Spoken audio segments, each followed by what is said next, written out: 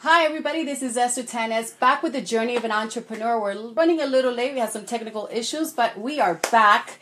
And I am here with my special guest, Doug Brown. He is the CEO of Paradigm Associates. He works with all kinds of leaders trying to plan and do some projections and prepare their staff and make sure that everything that you have planned for your business gets where it needs to get. And that's our topic today, formula of success. Now, are you a manager or director of a nonprofit, a business owner, a pastor, anybody that's in charge of something, and you're having kind of a challenge getting there, and you don't understand what's missing. There's something missing. But today we're going to talk about the formula to success. Doug, tell me a little bit about you.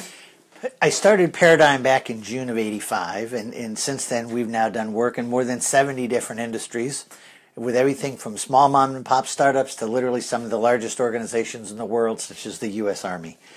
We've now done work in more than 70 different industries, where quite candidly the only two common denominators are the fact that they're all people and the fact that their checks have cleared. And that's really, and that's the that's kind of the overview. I've been at this point, life before that, I came out of manufacturing management, and kind of what prompted the whole thing was back when I was at the University of Delaware. I was very, very active in student government and student affairs and so on, and ultimately received an undergraduate research grant to study leadership styles versus group behavior. And that's really where the seeds were sown to be in this particular business.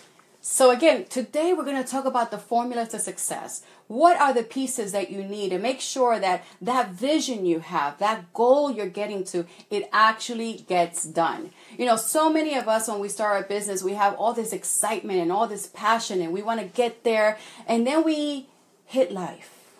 An interruption happens, and you get detoured, and things just doesn't go the way you want it, and it didn't happen at a timely manner. Hi, Mary. Thank you for joining us. And so we need to definitely have a plan, a formula, if you will, right? Yeah. So tell us some of the general things that they need in order to get there. I'm going to suggest that if you happen to have something that you can take some notes on, and this, I can provide you a website later on that you can actually see this. Absolutely. But if you'll start over on the right-hand side, I'd like you to write down the letters IR. And what that stands for is improved results. Everybody that works with us is really intrigued about getting some kind of improved results. And as far as we know, since we're all in a 24-hour life, we really talk about this. How do you get in both improved results, both on your organizational side, i.e. your business or your organizational side, but just as importantly, what kinds of things are you doing on your personal side as well? Crucial. Yep, absolutely. So everybody's really interested in how do we tie those things together? Because quite candidly, if somebody's business life or their organization life is really struggling, guess what? That slops over and affects their personal life. And if something's going on in their personal life, that slops over and affects what's happening during their organizational life as well. But so once we kind of have that, if you wanted to move a little bit to your left, the next piece, I would ask you to write the initials BC. And what that stands for is behavior change. Can we agree that if we want to get improved results, we have to have some kind of behavioral change, or we're just going to get the kind of the behaviors that we've gotten up into this point? What's that saying about insanity? Exactly. Insanity is doing the same thing over and over again and expecting different results. Yeah, no. In fact, there's something that I'd love to be able to give credit where credit's due. I don't remember who said this first, but I've been talking to people for years. Are you familiar with the first rule of holes? No. First rule of holes is when you're in one, quit digging. We have to have That's a good one. we have to have a new way of solving the problem. There you go. So we have to have some kind of positive behavioral change in order for us to get different outcomes. Okay. Different results. Kind of moving to the left of that, can we agree that if we have goals, it'll make it easier for us to change our behavior in order to make to be able to get different outcomes. Absolutely. So we really work with people on several levels of goals. We work with them in terms of creating professional goals for themselves. We work with them to create personal goals so that they're kind of really driven by what's happening in their personal life and their professional life really are meshing. And the other piece that not a lot of people put a lot of thought on, but it's typically huge in an organization, is really the whole idea of process improvement goals. Because good people in bad process, basically bad process is going to win every time. So how do we make sure that we're not doing something silly like asking our people to roll bowling balls uphill all day long and wondering why they're so tired come 5 o'clock. So we have to be smart about those kinds of things as well. You know, everyone, we are talking about leadership, and in your role, I think you hit some really good points, and talking about having not only the vision, but also the behaviors in place, right? So that you can see the better results. Yep, that's kind of where I'm going next. Perfect. That in order to be able to achieve these goals, can we agree we certainly need to have the skills, which is kind of the how-to. Yeah. And we have to have the knowledge, which is kind of the where and the when to. But part of the thing that we recognize is it's not unusual at all to send people out for additional training in terms of skills and knowledge. Excuse me. But it doesn't always lead to an improvement in results. Well, this was kind of driving us crazy. So we kind of asked ourselves, well, what's missing? And we really kind of came up with two other major things here. One is, are we really using and tapping into, both for ourselves as well as for all our people, how good are we in terms of really tapping into everybody's talents, kind of those innate gifts? And I remember years ago, somebody shared with me, it's impossible for us to wear out our gifts. Because the more we use them, simply put, the better they become. So it's impossible for us to wear out our gifts. But the other piece is, if you almost imagine that talent plus skills plus knowledge, and if we put parentheses around those, kind of like back from it's not exactly a mathematical formula, but if you'll kind of think about it that way just for a second. On the outside of that we have the letter A, which stands for attitudes. Because I'm sure if your experience is anything like mine, we've known people in our lives that had pretty good natural talent or pretty good skills and knowledge. But if their attitude says they want to be doing anything on the planet except doing what they're doing, can we agree that they don't typically get very good results? They're not productive, exactly. And we've probably also known people that while they may not necessarily be the sharpest knife in the drawer, their attitudes were just so phenomenal, they outworked people and got it done. I think that's my story, Doug. I think that, you know, I was a good student in school and all that good stuff, but I believe that in me, it's that desire to succeed, that desire to build something bigger than me, to create pathways for other young women or men that want to start a business and not have the right last name, not have the right race or even height, because I'm little. And so all these head trash we give ourselves, right? The why not. But I love I love the fact that you talked about getting at training and yet not getting the result. And let's go a little bit on that.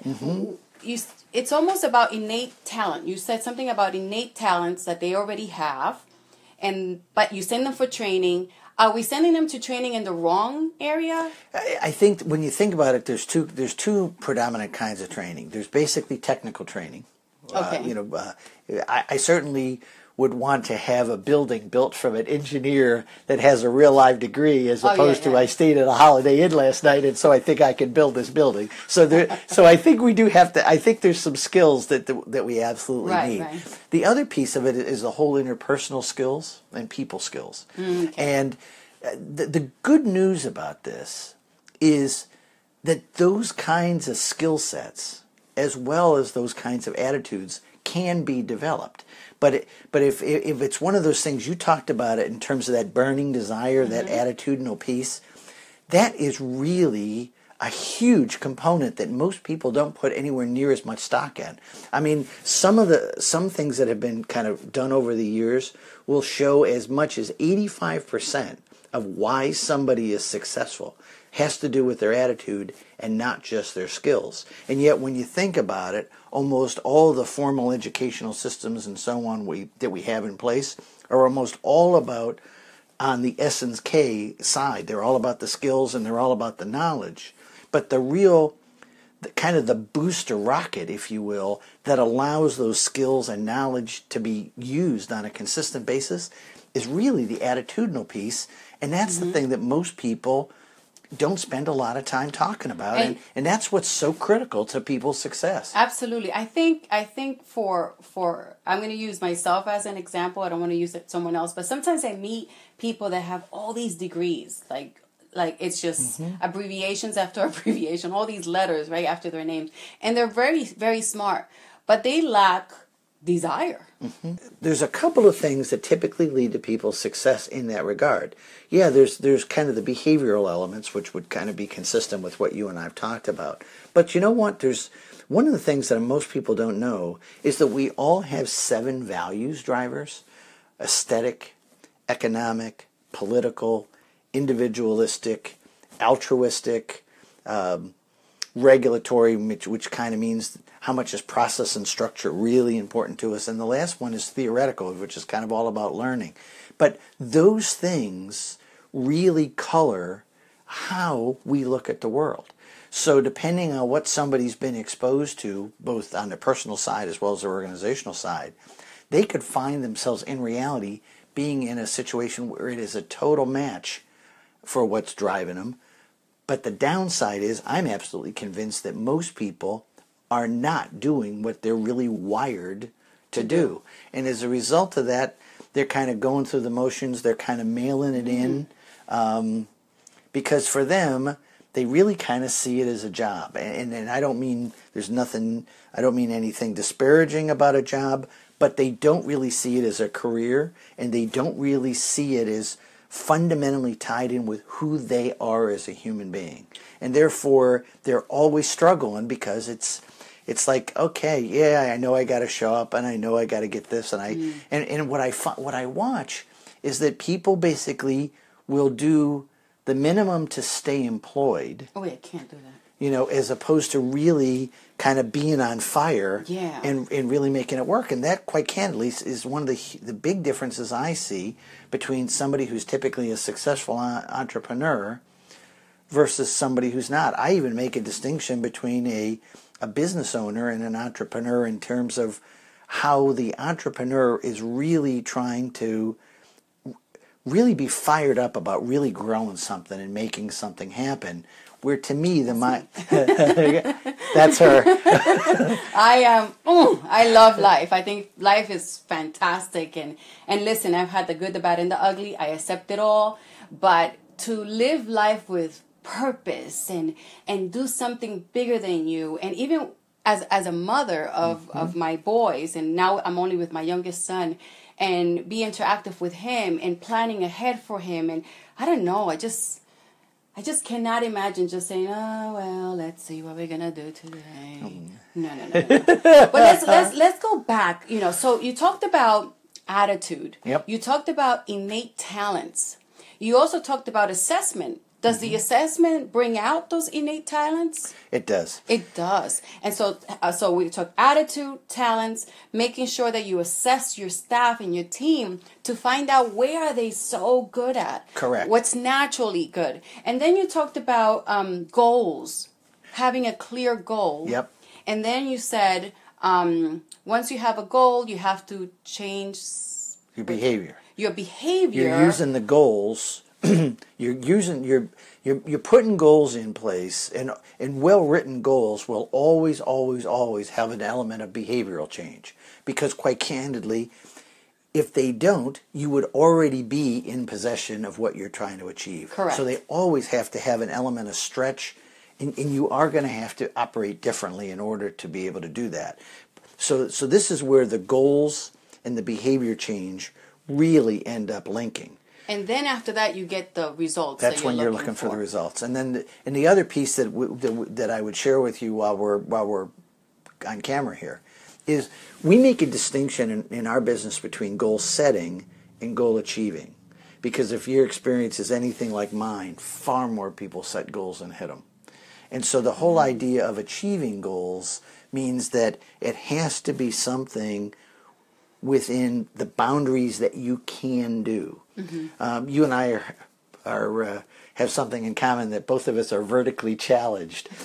And for the audience, I'm 5'9". Can we agree that if you and I met a year from now, I'm probably still going to be 5'9"? I'm not going to be 6'2". So we always want to set goals that we can achieve, and here's why. If you're constantly setting goals for yourself and constantly hitting them, can we agree you're going to feel successful? If you're constantly setting goals for yourself and not hitting them, even if you have his and hers Mercedes and a house on every continent, you're not going to feel successful. Why is that so critical for people in business? Because years ago, I remember somebody shared with me that order of magnitude, 80% of Americans do not believe they're as good as their next door neighbor. Now, even if that's only remotely true, if everybody's kind of walking around with a giant loser on their forehead, right? What are those things that they won't even attempt to do because their self-talk is basically, what's the use? This is never going to work for me. I hear that a lot. And I hear that from people who say, you know, I'm interested in doing this, but what for? I don't have the skills. I don't have the tools. I don't have the money. I don't have the time. And the list goes on and on and on. And some of us as leaders are waiting for the right time. There's no right time, my friend. No. You'll never find that right time because there will always be some. Life is always running, you know. The bills are always there, the responsibilities, the challenges, the family issues, the illnesses. Yeah. There's always going to be something. You just got to go. And I think when I read a lot of stories, many people who've started a business are almost like they made that decision. And I talked about that in our first video. A leader needs to make a decision. Correct. To just do it. And part of the thing that I end up coaching people on is if they have a formal process of goal setting, and quite candidly, most people's goal setting process is pretty weak, to be really blunt about it. But if they have a goal setting process where they understand kind of the why they really want this and what's going to happen if they get it and what's going to happen if they don't, the why, and if they really kind of thought through what are the potential rocks in the road from getting there, once they say to themselves, you know what, I've got enough why to get myself to really do this. And number two, that none of the obstacles that I've identified are insurmountable. If that's the case, then now it's a matter of putting in the plan and then, quite candidly, as you and I have talked about in the past, working the plan so that it'll actually work. Because if the goals are realistic and you have lots and lots of upside as well as the avoidance of the downside, and if you've done a great job of identifying kind of potential challenges, but if you have a workaround for every one of those potential challenges, guess what? If you don't hit the goal, you got to kind of look in the mirror and say, the reason why we didn't hit the goal is because I didn't do what I said I was going to do, or in the course of an organization, we didn't do what we said we were going to do. And so after, in some cases, it becomes pretty simple. It's really kind of having that discipline, so to speak, of not skipping those steps to kind of do what kinds of things you need to do. Yeah, is there going to be some flexibility because life is going to happen? Yeah. But if you ever watched a butterfly fly, the butterfly is definite about where it wants to end up, but it's flexible about the way it's going to get there. Oh, yeah. Because there's always going to be wind drift and all this kind of stuff. So to speak, kind of keep your eye on the prize and allow that to help you get to that ultimate goal that you're trying to do. Jim Collins says that the only thing that you cannot change are the core values and the end game of your organization, but be willing to make the shifts that needs to be made in order to get there. Now, do you have to change processes? Do you have to upgrade computers? Do you have to rearrange your plans? Do you have, as long as you don't compromise the core values? So that flexibility has to exist, just like the butterfly who makes all those adjustments, so in real thin, time, so fragile, and it's flying through to get to where it needs to get to. But let's go over the formula. Number one, So starting and building it from right to left. I'm going to build it backwards. Oh, okay, you're backwards. Okay. We're going to go from everybody's interested in improved results, moving to the left. In order to get those improved results, we need to have positive behavioral change. Correct. Moving to the left again, if we have goals, it's going to make it easier for us to change those behaviors to get those results. Got it. Moving to the left, we have the three initials of T, S, and K. The talents, the skills, and the knowledge. And then what I'd like to do is wrap those three initials. So you have those three initials plus the G for goals will lead to better results. The behavior change leading to results. And then outside of those two parentheses, I want you to put the capital A, which stands for attitude, so that the attitude really becomes a multiplier of your talent, skills, and knowledge. And then focus all that energy on the goals so that you're operating differently, so that you're getting different results. So I'm going to do it the other way for those that have a hard time going the opposite way. It's the other way. But for the average person here, take a notebook and start from the top. Attitude. What is your attitude? And what is the attitude of your team? You know, it is important that everybody's on the same page and excited. We talked about leadership. And in leadership, you have to get people, you have to be able to influence others. And how do you influence others without having a great attitude? You have to have a true belief of what you're going to do. From the attitude, you're going to have go three areas, and it's going to be talent, skills, and knowledge. I also said that a leader has the ability to impact and change their staff or their team to be better. So you find your talent, you give them the skills, and some of them may come with skills, and then you give them the knowledge so they can produce, right? A good leader can produce. And how are you going to produce without those three elements? Then from there you go to... That's what you want to take that energy and say, what are the goals that we're really trying to do? A great leader has definite goals, has a crystal clear picture of their vision. Where is it you want to take this organization? And this organization has its own organism away from you. It is not identified by you, but you might be the driver, but the organization has its own identity. So definitely the goals. And from the goals you go to behavioral. That's what's going to drive the behavior change. Behavior change. So you have this goal and you want to get there. You start creating this plan. Well, you have to have some behaviors in place to be able to get there. So that's the next element. And then you get... Then this is the big payoff. This is the improved results that then you get the results, my friend. So have you been struggling with some of the goals that you've had? Have you been struggling with getting your organization to where it needs to be? This is the formula. What is your attitude? Who is in your team? Do they have talent? Do they have skills? Do you give them knowledge? Are they knowledgeable? Some of them may come with all of that, and some of them you might have to mold them, right? Correct. And then what is that vision, right? And then what's your attitude? What's your behavior? So that you can get there.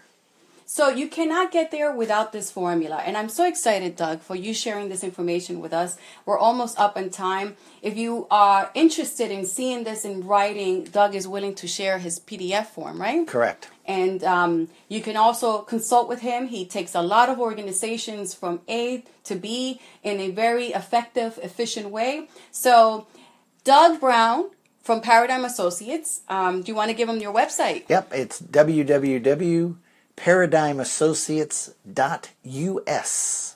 .us. There you go. So you can reach Doug directly. If you want to learn more, there's a lot more stuff that he can offer you. I bet that you have a formula how to create a great goal. I do, as a matter There you go. My name is Esther Tanez. I am so excited to be back. I'll see you next Thursday. We'll be with another guest speaker talking about, well, you know, are you ready for the next step? So, Journey of an Entrepreneur. If you like, hit like, share it. Follow us on YouTube. This has been sponsored by Esther Inc. Insurance Agency, where your protection is our priority. See you next week. Have a fantastic day. Bye-bye now. Ciao.